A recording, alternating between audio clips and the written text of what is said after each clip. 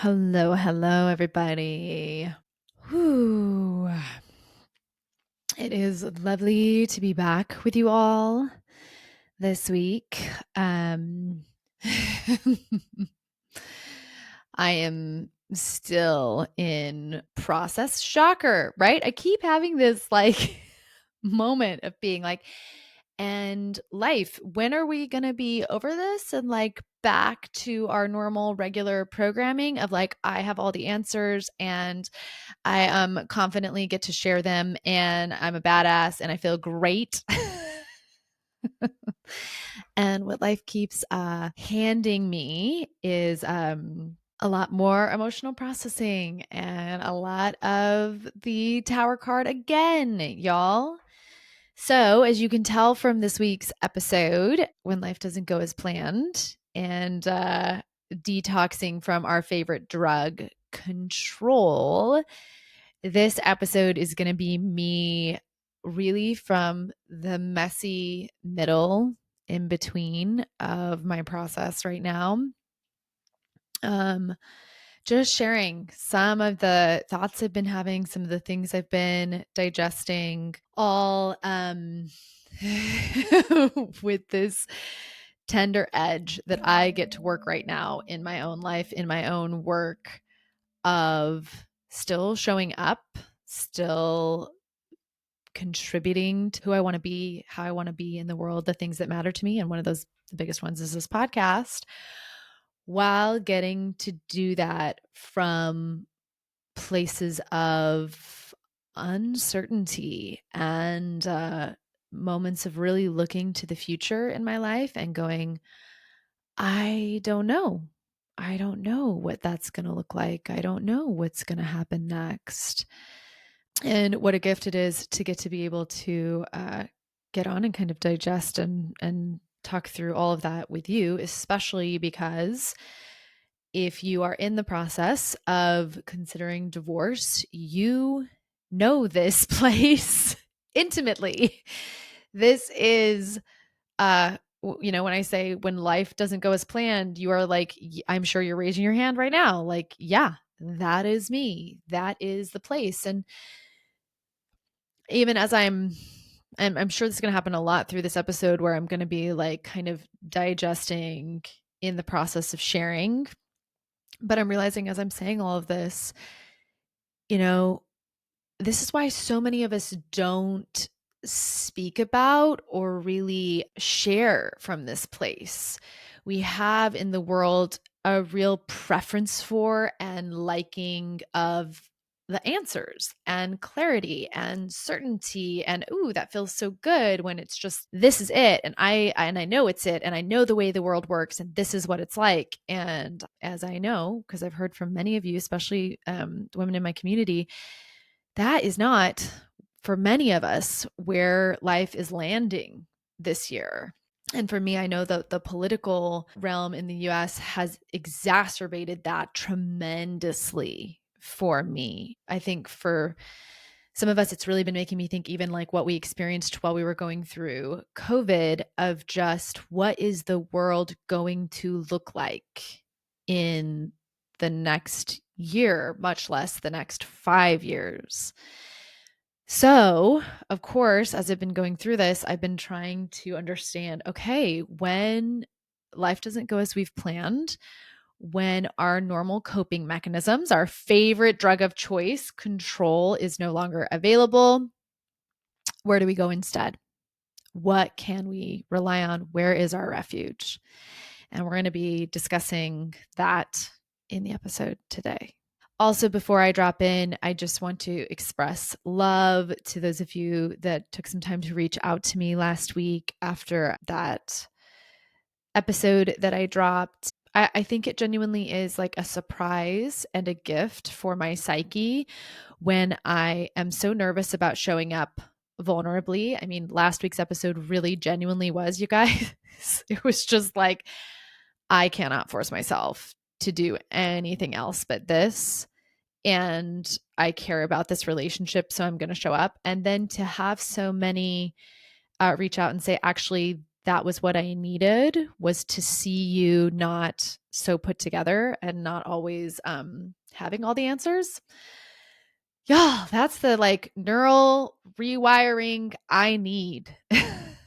That actually, contrary to what we've been taught, that being perfect is what will keep me safe, that actually vulnerability and being honest and open about what it really looks like to be human is where it's at.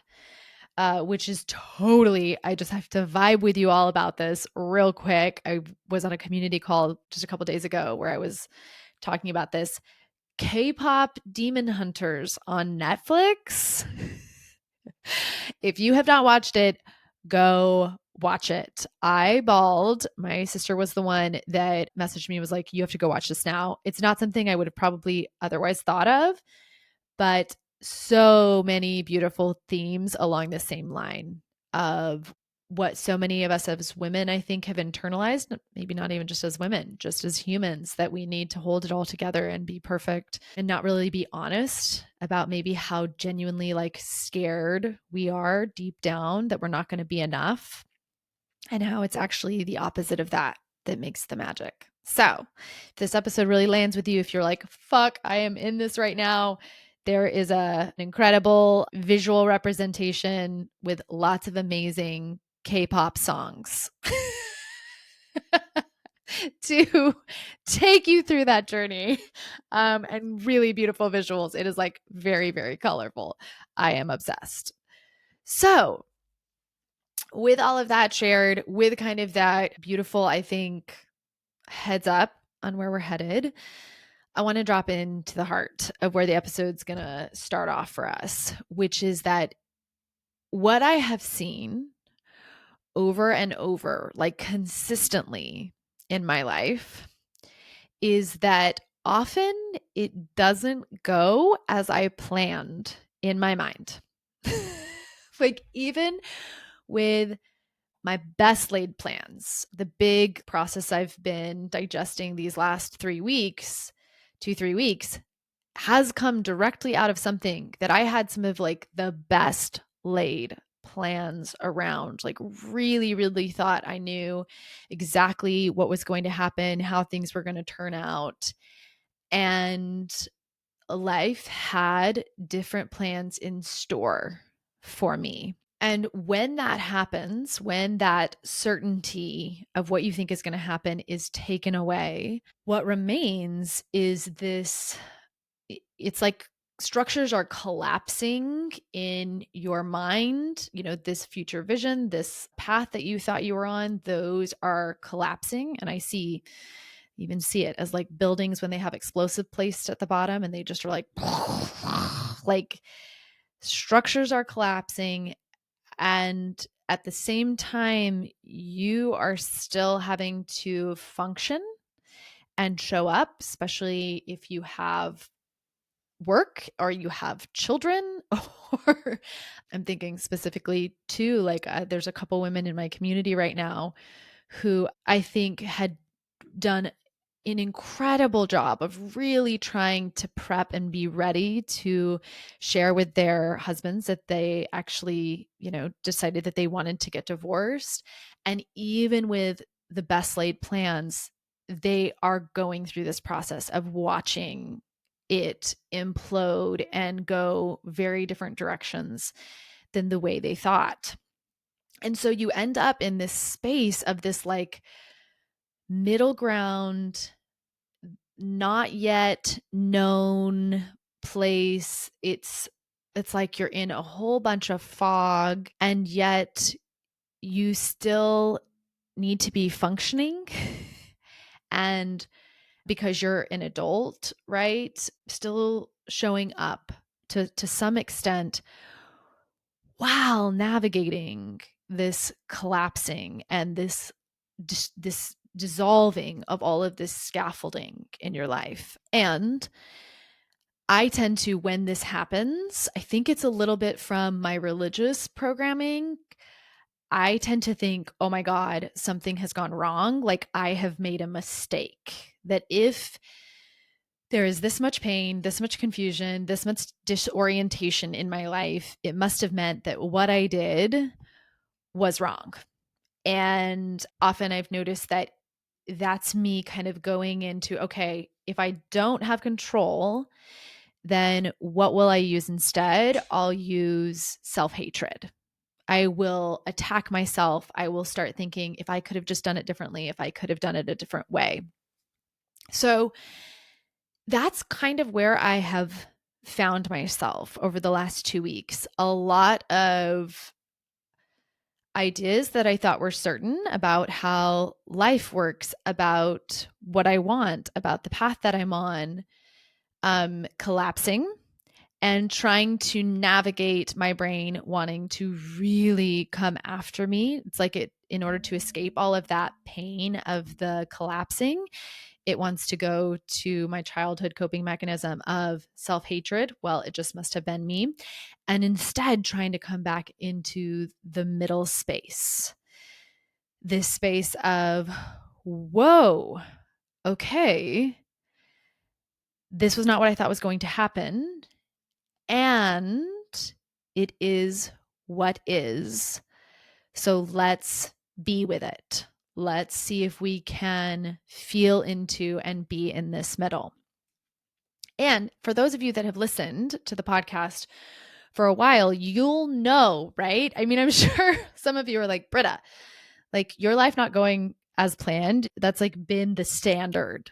Because if you look back over my journey, growing up, I knew from a very young age who I was going to be, what I was going to do, and the life I was going to live. Like that is one of the things that religion gave me, was a path that extended all the way into like my, 80s, 90s. Like I'm going to get baptized, and then I'm going to eventually get married. And then once I get married, I'm going to have kids, and then I'm going to serve in the church. And then eventually I'll have callings, and I'm going to be a stay-at-home mom. Like I knew the path.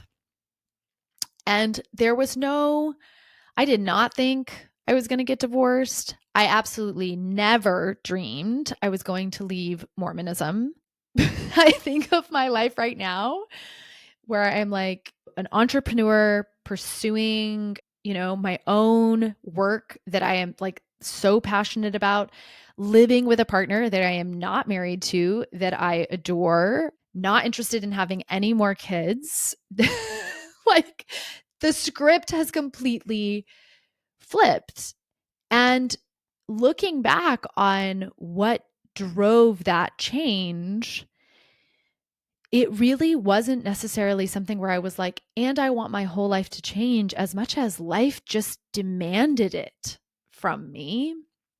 Because what showed up was that in going against, like continuing to ignore all of the symptoms that were showing up in my body, the depression, the yelling and screaming at my kids, the disconnection, the suicidal ideation, and continuing to ignore that, I was getting more and more sick. So there was a type of momentum, and I really do, that's what I mean when I'm talking about soul calls. There was this momentum from my soul calls saying, this is not it. There's something else. And as I continued to ignore that, life started to really drive it home for me. Right. And thankfully, even looking back now, like I look back now and I'm like, thank God I ended up, instead of continuing to try and drown out all of those feelings, getting resources that could help me to go towards them, which was when I, started therapy. And really, if I look back at that process, it was a lot of relinquishing the control that I had fed off of my whole life up until that point. And y'all, that I am still waking up to how much is like still a huge piece of how I function and move through the world. But back then, it was even at a much higher pitch. But it was relinquishing that control and going, okay, whew, obviously what I'm doing isn't working, because I'm getting all of these symptoms in my life that aren't what I want. that aren't truly connecting me and making me feel like I want to be alive. So let's try something else. And that something else was choosing to listen and respond to what was going on inside of me. And as you guys know from the podcast, that led me to a very different life, just 180 degrees.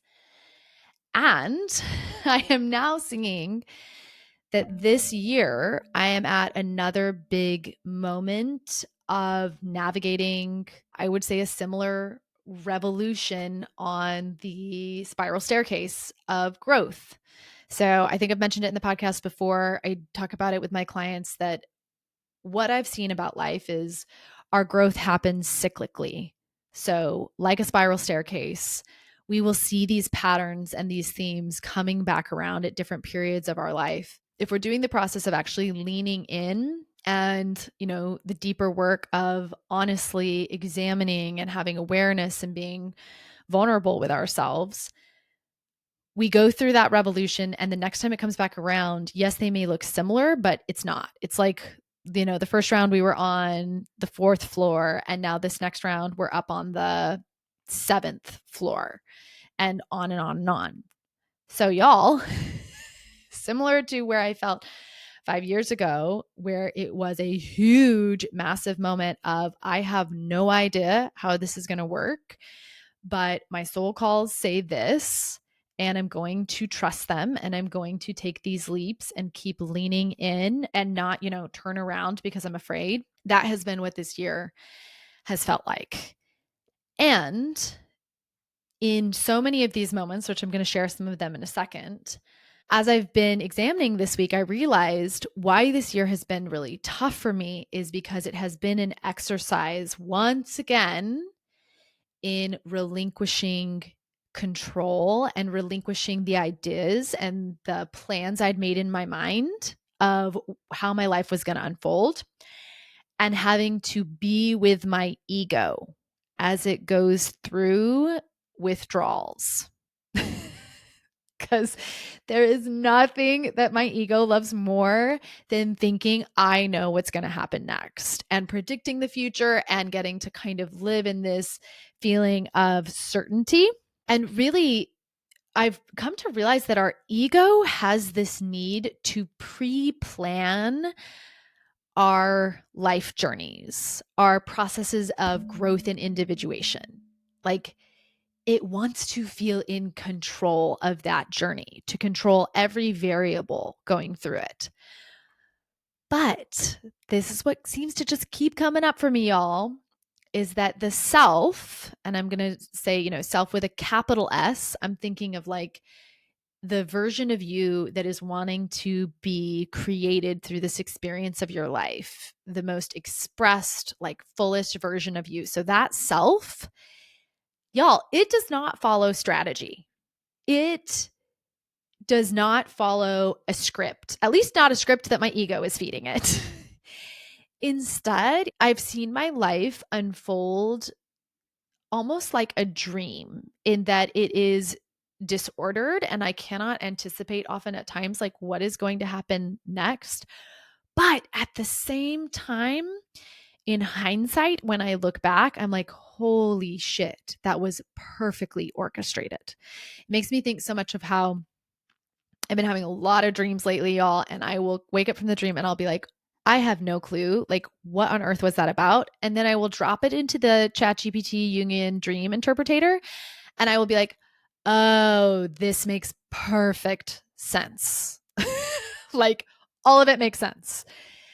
Welcome to what life can feel like at times, where we are going through this dream and we are like, ooh, holy shit, I don't know what's going to happen next. I don't know if it's going to work out. How is this going to play?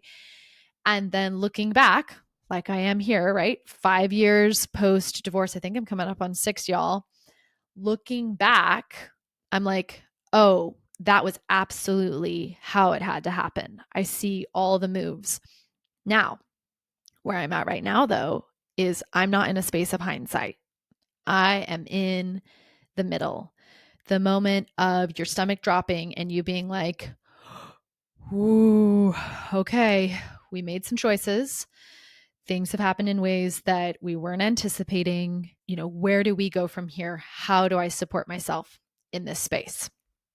So I'm going to go to that more in the rest of the episode, but I want to come back to just sharing a little bit of some of the things this year that this week, as I've been looking back on, I've been like, oh, yeah, that happened. And that makes so much sense why right now I am feeling a little more in the dysregulated, discombobulated, disoriented space. So, as you all listening to the podcast remember, this spring I had my son move in with his dad. As much as I handled that and moved through and things have been good, I am still realizing that, that is not the plan my ego had. I will just say that clearly. Coming out of divorce, my ego and, me, I don't know how to just separate the two, right? But we really thought I'm going to be everything to everyone and I am going to crush so hard and no one's ever going to, be disappointed. God, and even as I'm saying this, I'm like, yep. This is, that childhood fantasy of hoping that I will no longer be human, that I will be able to do it all. And admitting that I couldn't and having my son move in with his dad, which I do believe and I've seen has been so much better for his mental health, still hard, still a tough grappling in my inner parts, feeling like, God, why couldn't I be enough? And I am getting emotional at this moment because I'm like, I know that this is what so many of you do to yourselves and what you think and feel when you are considering divorce and when you are looking at the ending of your marriage. And, like I said, that part of our brain that when we are faced with the grief of acknowledging our humanness and that some things just didn't work out the way we had planned, sometimes it feels safer to go to the self-judgment and the self-hatred, right? Like, why couldn't I be enough? So that's one of the moments this year. And we're just acknowledging that some of you may also relate to that feeling. And I want you to notice that extra little piece, right? Of when we lose control and we realize life isn't happening the way we planned, we may pop over into the self-judgment. I had a lot of big moments, especially I would say career-wise, moments where I thought yes, this is going to be the breakthrough I've been waiting for. This is going to be the next level that did not end up being that I've had to feel some disappointment and confusion around for sure of what the fuck, universe? I thought this was it.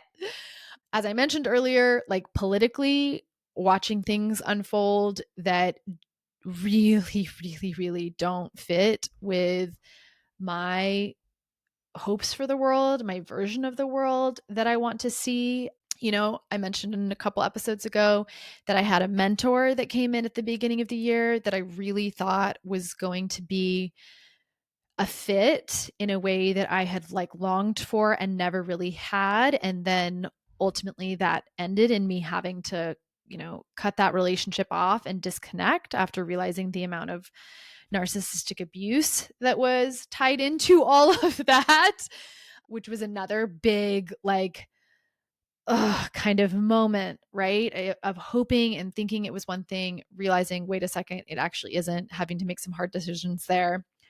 I've also had a lot of personal growth experiences this year that I went into hoping and really believing were going to open me to a lot more connection and love and abundance. And instead, y'all, they brought up and exposed for me massive childhood trauma wounds.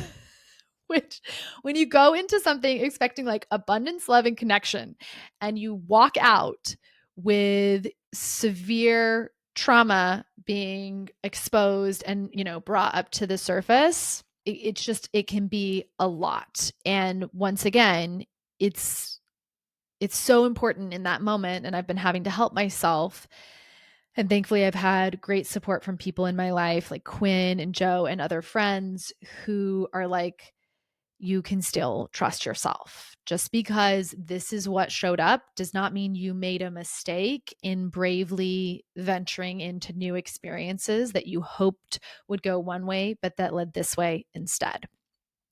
So, I want to make space and be very real about how intense this is, especially, I'm thinking of, like I mentioned earlier, the women in the community that are going through this right now, of when you have done a lot of work, when you have tried to be very aware, very conscious, very open, coaching yourself, watching your brain, going into something, thinking you understand and have a handle on what's going to unfold, and then you don't.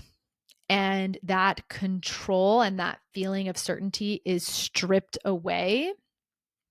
That is a massive CPTSD trigger, I am realizing.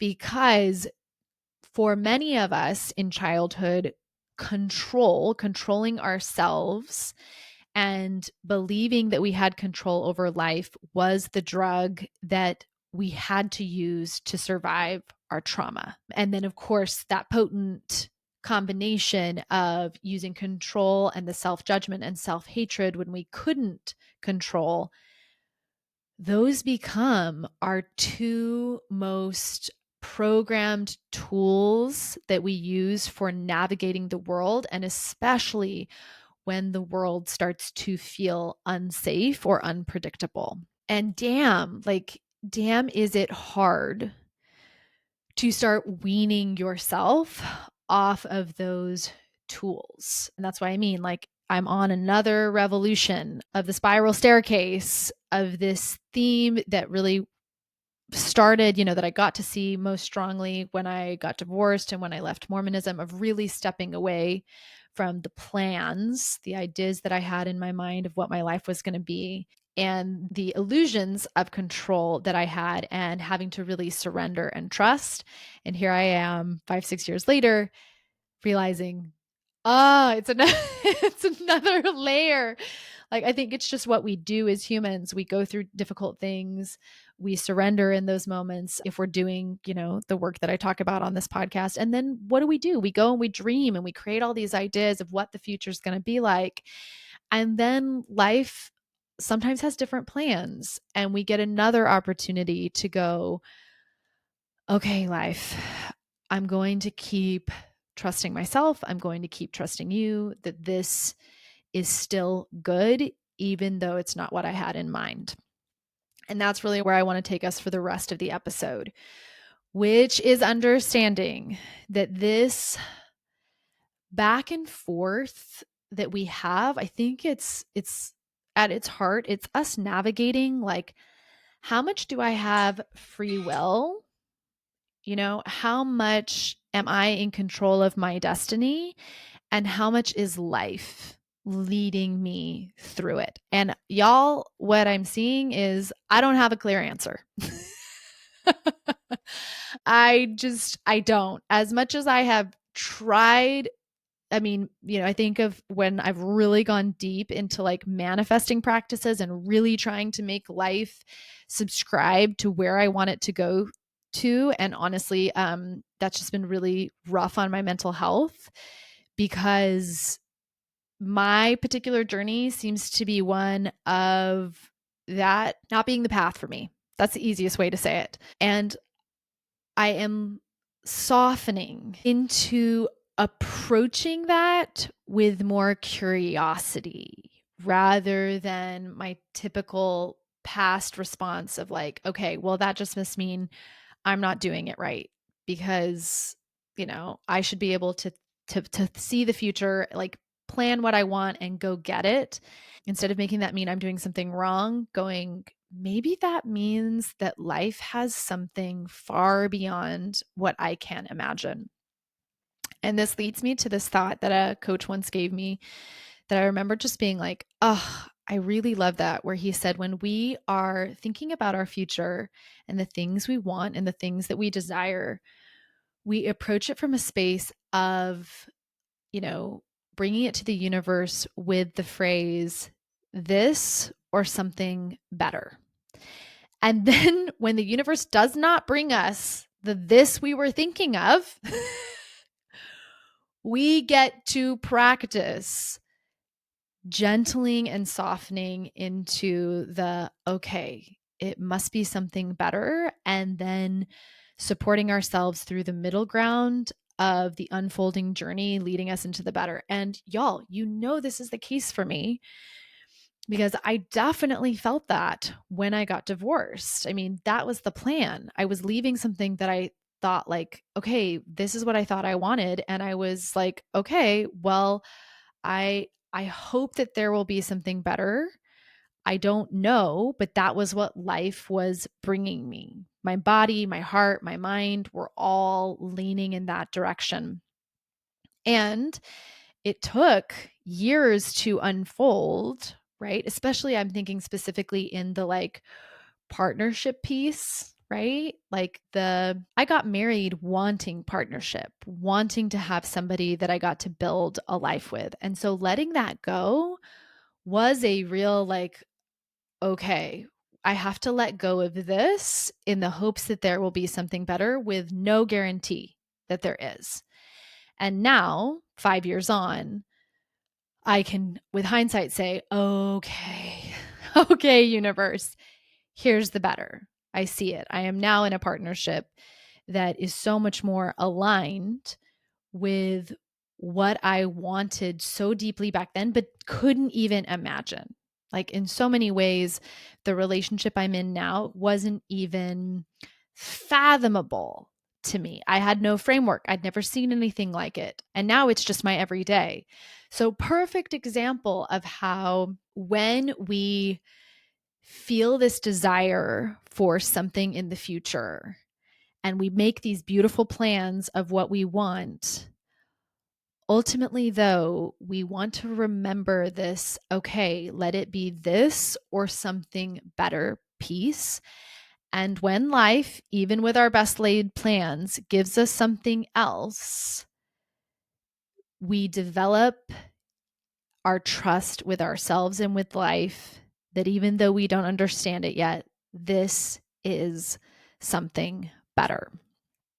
Now, in the past, I was so afraid. And honestly, I'm still rebuilding my trust with life. In fact, over the last months, with this like deep, deep trauma coming up from my childhood, I've realized how much my initial trust in life was like really, really obliterated when I was younger. And so, because of that, I didn't have a deep feeling of like, I can trust life, it will be better. So, when control started to be stripped away, when things started to break down, instead of listening, I would press on blindly. I'm sticking with the path. This is what needs to happen. And I would disregard all the signals from my body, really ignoring my feelings and my needs.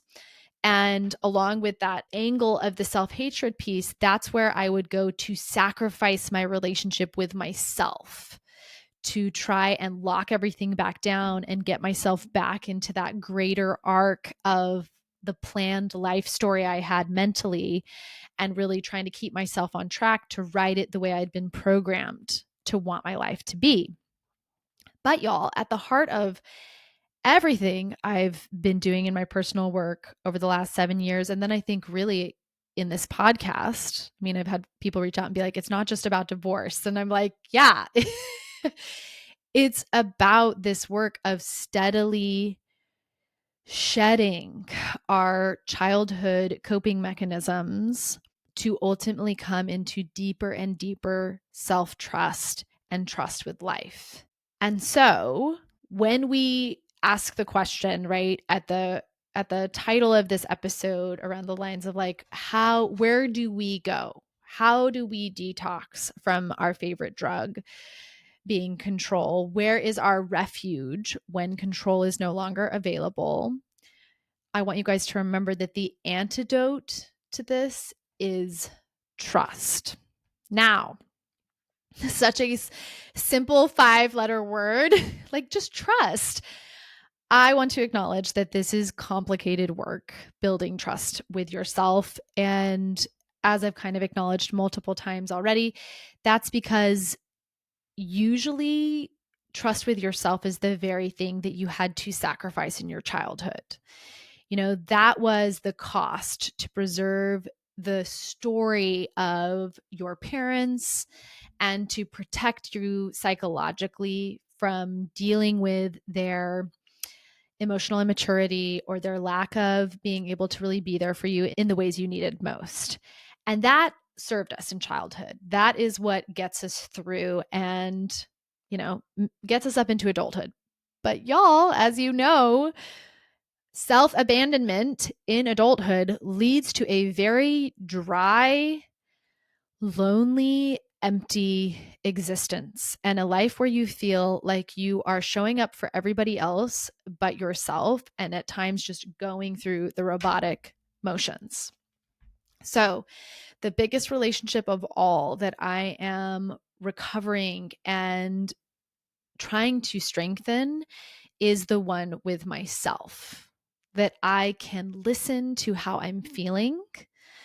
That has been one of the biggest ones, right? That I can just be honest with myself about how I'm feeling and not have to abandon myself to preserve certainty and safety for others.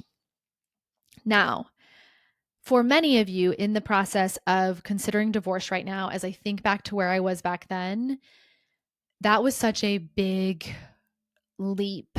It was such an incredible leap. And at that time, it was a lot of leaning into the baby trust I was developing with myself because I didn't have a lot of proof yet that things were going to work out, and having key people in my life. So back then, it was my therapist at the time and it was my best friend.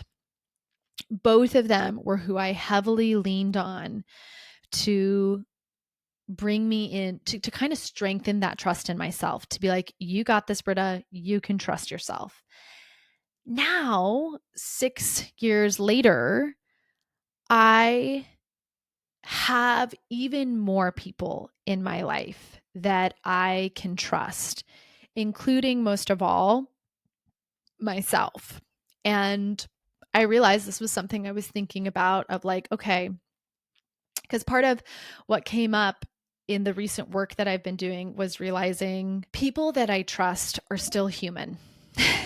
And I'll have to maybe explore this in the future of like, everybody has their shadow sides and their shadow work and their pieces that they are also working through. And so just because you love somebody and you have a relationship and you trust them does not mean they are not going to make mistakes. And even as I say this, I'm like, and I have done the same. Even when I have like really loved and wanted to show up for somebody, I have had shadow aspects of myself come out sideways where I have hurt others and made mistakes. And negotiating for myself, does that mean I don't trust them or trust myself anymore when I make mistakes? And where I landed was realizing that when it comes to other people, the people that I choose to trust, and even if they make mistakes, that trust remains, are individuals who, as we go through the messiness of being human, the messiness of making mistakes, they never end up trying to sacrifice my relationship with myself to preserve their image of themselves or to hide from their own work or to get what they want from me. And this is definitely harkening back to those covert narcissism episodes of, when somebody needs to really attack your sense of self or attack your trust with yourself to try and avoid their own work. That for me is a no-go. That is somebody that I just can't have in my life. But filtering that out now from realizing there will be people, though, that like me are also working through their shit, that also have trauma, that also have CPTSD. and mistakes will be made. And when those mistakes are made, coming back to the baseline, like the heart of that relationship, which I think is a really important piece for so many of you trying to decide if you want to stay or go. Because as you're evaluating this partner across from you, as I was doing this recently in my own relationship, what I came back to was like, oh, yeah, but like what we have outside of this moment is connected, is stable, is healthy, has been all of these amazing things. And so this moment was out of the ordinary. It was not the normal experience for us. And that was big because, as you'll notice, and for those of you, as you go on and you date post divorce, rebuilding trust with other people, especially if you had narcissistic dynamics in your marriage, it is a process. This is where I think of when I've mentioned like my disorganized attachment styles and just navigating all of these pieces of our childhood trauma, our shadow behaviors, their stuff. So, where I landed though was that piece of understanding. Trust really comes down to, are you going to try to turn me against myself or convince me that I am something or pathologize me in order to avoid your own stuff? And thankfully, what I have realized is in the process of the last 6 years, I have found key people in my life that do not do this. And what a gift that is now, because in this moment of this revolution, right, this next circle of having to let go of control, of having to trust life again, in some of this process of my own, getting really afraid of myself and wondering again, like, can I trust myself? Did I make the right choices? Am I on the right path? What a gift it is to have people who love and know you. And I didn't have that fully. I had it to some extent when I got divorced and my therapist and my best friend. But wow, has that deepened and improved over the years as I have continued to trust myself and to lean into my path. It has led me more and more into people who really, really do see me and love me and can help me when I'm in these moments of spiraling out and kind of losing myself in the self-judgment, to come back to, it's okay. This is the process of being human.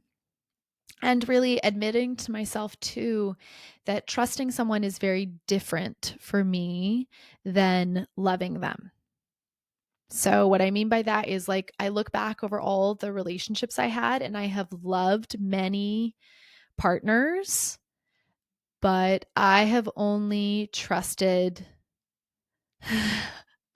I want to say probably I've only truly trusted one of my partners over the span of my life, like trusted to the level I'm talking about. And with friendships, I have a much better rate with friendships of finding women that just genuinely I know I can trust. But that is a piece that I want all of you understanding when we're talking about how do we start letting go of control, especially for those of you right now. Like, I guess I'm sharing this piece here to be like, this is where it can get. In the future, just know there will be more people that you can trust as you continue trusting yourself. And if you're in the process of considering divorce and really watching so much of that collapse and crumble away, where do we go when we don't have control, when we don't know what the future is, when the pre-planned life we thought was going to be is falling away in front of our eyes? We come back into trust with ourselves and trust with those that we know love us and really want us to trust ourselves. And some of the things that I have been learning through this next revolution of the staircase is that it is safe to slow down and to do this deeper work. where my coping mechanisms in childhood say, I've got to be perfect. I've got to show up. Even in this mess, I've got to be producing. I've got to be putting out. So with all of that in mind, I did want to share like 6 beliefs that have started sinking in even deeper for me going through this process, because that's the other part is I was thinking yesterday, what do I actually have control over? And I realized, I have control over supporting and regulating my body. And I get to, through awareness and through my coaching tools, have control over my thoughts, which can help in creating feelings for me that are more grounding and more stabilizing. So, some of the beliefs that I am sinking into and trying to support myself with are the following. The first one is, it is safe to do the deeper work.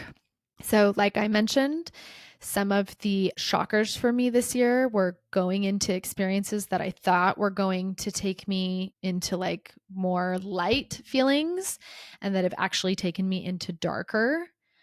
And as terrifying and difficult as it's been to go feel and, step into those rooms of my childhood trauma, trusting that if this is coming up, if this is wanting to be seen, it is safe to see it, that I will not lose myself in the examining and opening to these feelings. Often when we find these rooms, they can be so intense and so overwhelming that there is a lot of fear that I'm never going to leave this room. I mean, that's a huge aspect of the CPTSD when we're in a flashback is we go into a state of feeling like I'm hopeless, I'm helpless, this is never going to change. And I'm learning that it is safe to do that deeper work, and having people to do that with is key. It is key, y'all. I used to, in my journey, try to do a lot of that work on my own. And now I've learned to really reach out and ask for help. I have coach friends that facilitate for me. And my partner also does a lot of holding space for me. This is where a therapist is invaluable. So do not try to do this alone. You're not meant to. I don't think we were ever meant to. And so find that person, that space. And if you don't have access to those resources, nature, y'all. Remember Sarah Blondin's podcast? That was a huge place for me of somewhere I could go to do the deeper work. Second is, it's safe to slow down and feel your feelings. I'm probably going to do all of these through the lens of like some of it through the CPTSD, because that's been the other huge thread weaved through all of these, is that it's really hard to feel safe trusting when you are in a CPTSD emotional flashback. And one of the biggest tools that in Pete Walker's list of emotional flashback support is slowing down, is letting your brain come down off of the fight, flight, freeze, fawn, and drop back into feeling your feelings. So that's something I've been really trying to remind myself, that as much as my brain says, if you don't run, if we don't rush, if we don't stay on top of everything, you won't be safe, that no, actually the opposite is true. Third is, it's safe to be honest with what you're actually feeling and going through. I've noticed it actually most with myself. Like, first off, with myself, just I think our nonviolent communication workshops or camp that we did this summer in the community really helped me with realizing like, oh, just knowing for myself what I'm feeling and what I'm needing is so big for just clearing out some of the confusion. So I'd say first and foremost with myself, being more honest about what I'm feeling, like actually saying like, wow, I am feeling really afraid. And I need to know that I'm going to be okay, that I'm going to make it, and even just admitting that. Maybe I don't know how I'm going to get that, but at least I can admit that I'm needing that as a vulnerable, real human. And then I would say the next piece of that has been being honest with those I love. It makes me think of one of the women in the community recently mentioning how, previously with her friends, she had kept hidden a lot of what she was going through. And that recently, with all of this big, unexpected turn of events in telling her husband about their divorce, that she's started to be more honest with them and how much more support she's receiving through that honesty. Fourth is it's safe to invest in your healing and your reconnection with yourself. We are taught in our culture that, we need to be investing in things that look good on the outside, right? We need to spend money on our faces, on our bodies, on our cars, investing in stuff that's going to help you with work, or only invest in stuff that's going to help you make more money. And we really miss the mark in understanding that in healing and reconnecting with yourself, everything else that comes out of that benefits. So for me, it's been, as much as I'm like, I feel this pressure to really show up and do more in my business and to give more, that it is safe to instead invest in me, which I know so many of you, I know my business coach, if she's listening to this, would be like, yeah, duh, Britta. Because I am like, it's so obvious in my instance because I am the heart and soul of my business. Like if we don't have me, we don't have anything, but still it's something I'm working to overcome, that deprioritization of my mental health and my healing. And then finally, and biggest, it is safe to manage your CPTSD first. So much of my suffering these last weeks, I think, has just come from not managing my CPTSD as well as I could have, and kind of going more into my coping mechanisms. I tend to be someone who freezes a lot when I'm going through traumatic processing. I freeze and then I like hyper spin in my head, and I analyze and analyze and analyze. And I really try to find safety through the control of my mind and trying to understand how everything works, how it all fits together. And I will tell you what, in a CPTSD flashback, which by the way, if those keep happening, which they did for me over the last 3 weeks, they compound into what's called a regression. And when you're in a regression, this is where we start to like, oh my God, this is never going to change. You start to really lose perspective and like remembering what it was like before all of this happened. That's where our suicidal ideations come up. That's where our feeling completely overwhelmed by life. I think of it as like, it's the moment where you still have all the adult shit you have to do as an adult human, but you feel so deeply like you are a child trapped in an adult's world with all of those pressures that it just makes you want to collapse massively. So that's another, like, I need to write out a bunch of sticky notes and just put it everywhere, which is like, you're probably in a CPTSD flashback. Let's slow down. Like what you don't need to do right now is talk a ton and overanalyze and be spinning out in your mind about how we're going to figure this out. Because typically I would say like 9 times out of 10, what's actually the root is that I'm just dysregulated. I am flashbacked. I am out of my body. And if I can get back into my body, which I hope to, I'm like still developing out. I mean, what really got driven home for me over these last 3-4 weeks and really this year is that I need more practices, physical practices in my body to help me daily manage and support my CPTSD. So I don't have those yet. I've got some ideas. I'm working on some things and I'm testing out things that I hope to roll out in the future to really give you guys resources in this specific area, right? Of, okay, I know I'm in a CPTSD flashback. How do I get access back to my body? That is one of the most difficult things for me. So far, I have only really been able to do it best with other people helping me. Lately at this moment, I mean, granted, the flashbacks I went into were like really, really big, but I want to be able to develop more consistent daily routines that help me in managing the CPTSD and ultimately get to see how that plays out then when bigger flashbacks come through. So know that that is in the works. That is something I'm thinking about and that I feel is really important. Through all of this, though, I feel like something I just want to share, like something that I am really proud of though throughout this process is that even though it's been really, really dysregulating, super difficult in my body, I have noticed more so than ever before in my life that I have not abandoned myself going through it to try and make it smoother for the other people that were going through that process with me.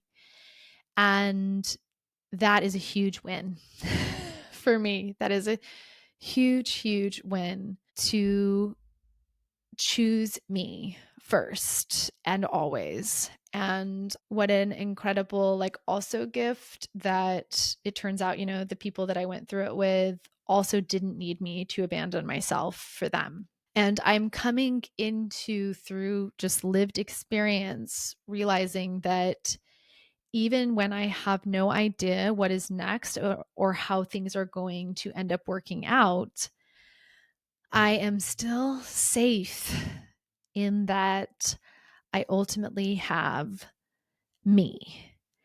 And like one of my coaches helped me with this last week, I can pull back when my brain goes way out into the future and you are in CPTSD flashback. That is the worst. Like you're either in the future or the past, and neither one is safe. Instead, I can pull back into this exact moment, like right here, right now.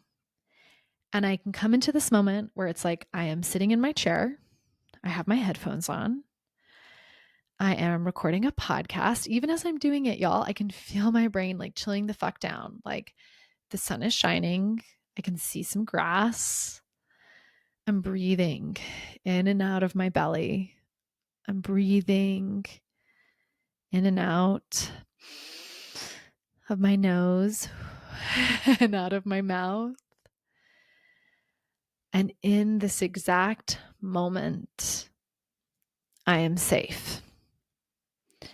And in this exact moment, I am safe because a lot of my fears right now are about stories that I'm scaring myself about in the future. But if I actually come into this exact moment, like I'm safe right now.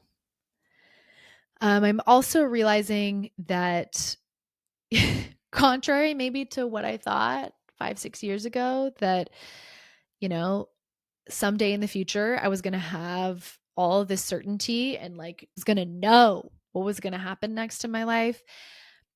I have no more certainty now than I did back then. But the difference is that I have a lot more trust in myself now. And I can look back on the journey I've walked over the last 5, 6 years and go, oh, fuck yeah, life has got my back.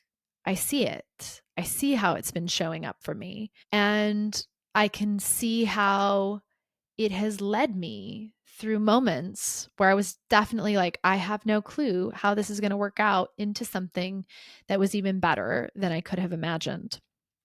And that helps me land in the space of going, okay, ooh, even though this can be a lot, especially for those of you that are in it right now, this act of letting go of control and leaning into trust, I truly believe it is worth it. And why, especially, I think it is pertinent and important for right now is because I just don't see our world, y'all. I don't see it externally becoming safer or more stable at the moment. And control can only take you so far. Many of us, I know, are having to grapple with that right now, that when our external realities don't seem certain or safe anymore, where do we go? Who do we trust in? And I see a lot of people right now still trying to put it in external places. And I get it, because it's like a short-term thing that feels safer, but long term, it's going to come back around. So, to finish out this episode, for those of you that feel like, yep, Britta, I am in this phase as well. I am in a moment of realizing the life I planned is not the life I'm going to have.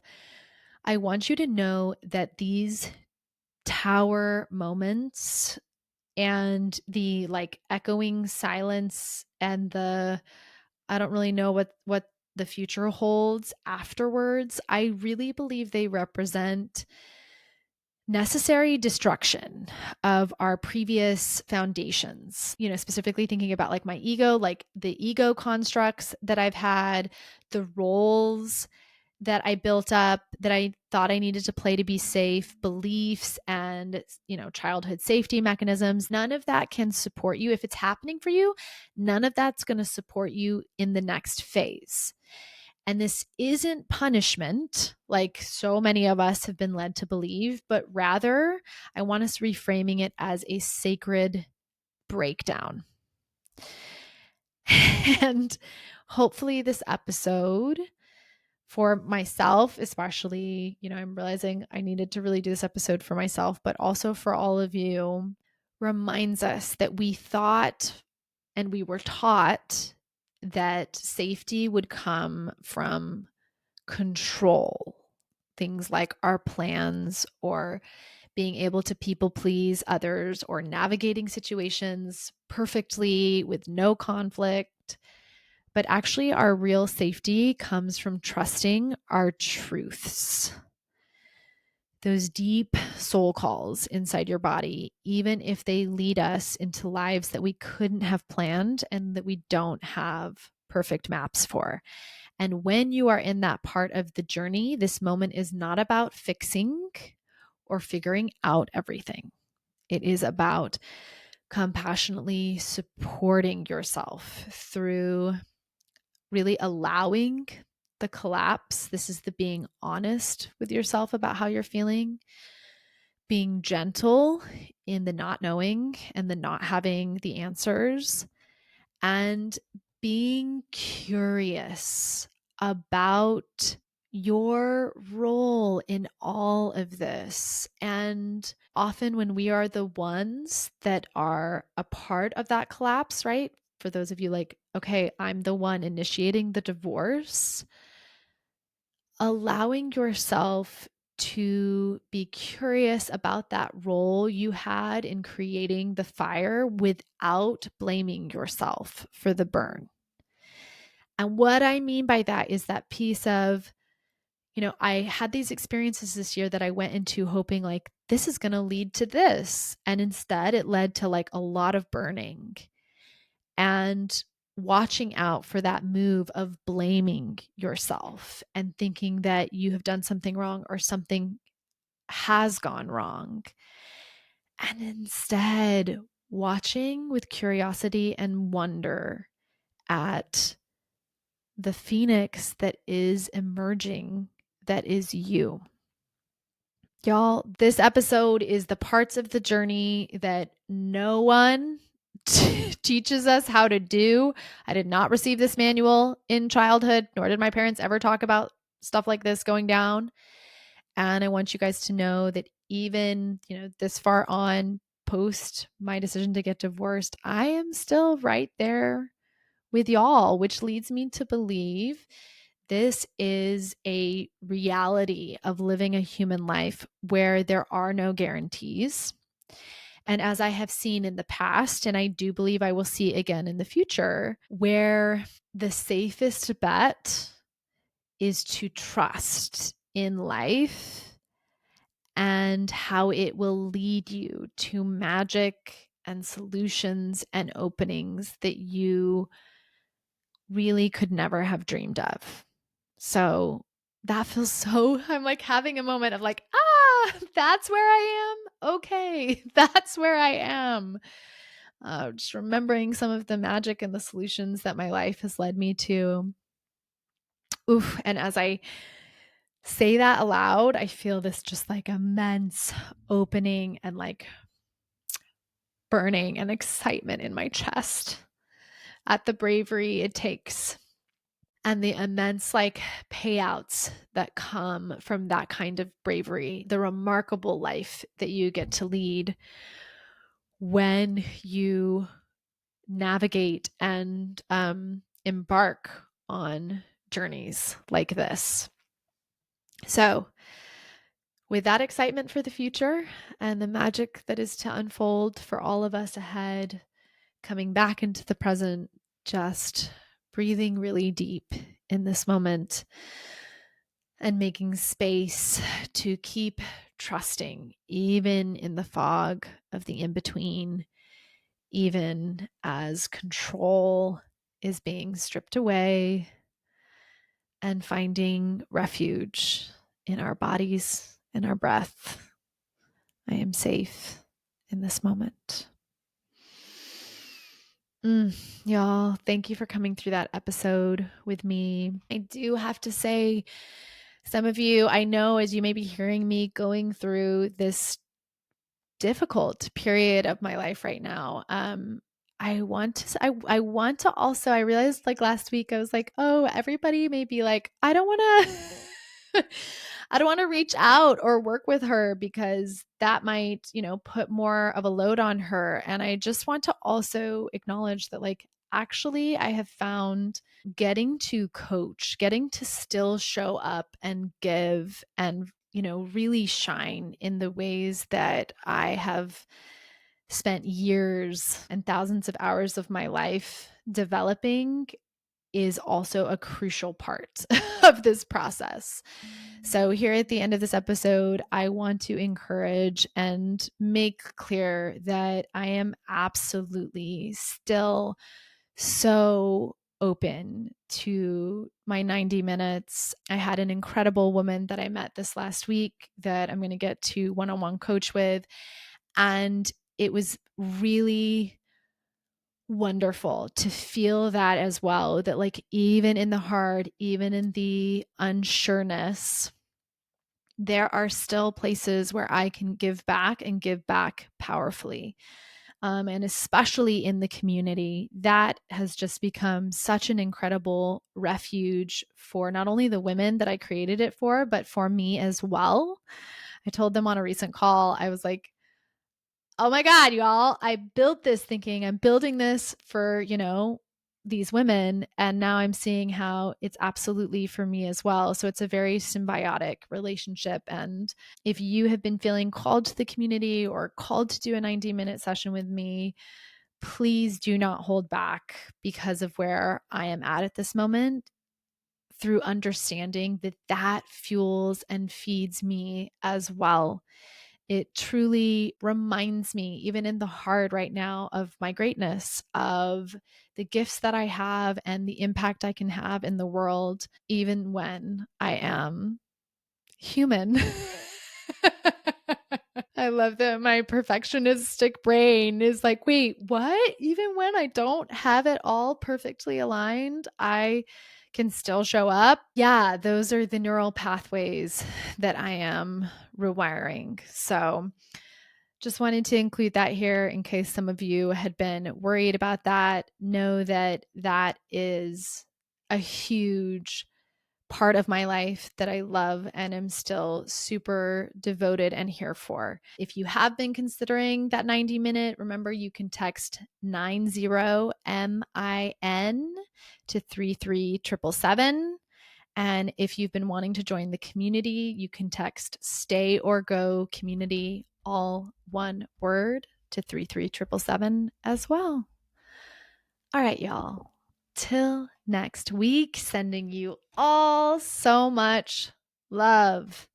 Bye, babes.